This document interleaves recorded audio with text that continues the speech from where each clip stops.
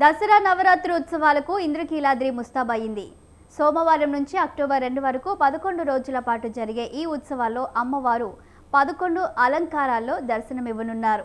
అమ్మవారి దర్శనం తొలి రోజు మినహా రోజు ఉదయం 4 గంటలకు ప్రారంభమై రాత్రి 11 గంటల వరకు కొనసాగుతుంది.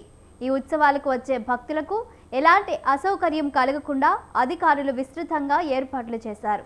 అక్టోబర్ 2 విజయదశమి రోజు సాయంత్రం 5 గంటలకు కృష్ణానదిలో తెప్పోత్సవం నిర్వహించనున్నారు. కాగా అమ్మవారు సోమవారం శ్రీ బాల త్రిపుర సుందరి దేవిగా దర్శనమివ్వనున్నారు. దసరా మహోత్సవాల్లో భాగంగా ఇవాళ శ్రీశైలం భ్రమరాంబదేవి శైలపుత్రి అలంకారంలో భక్తులకు దర్శనమిస్తారు.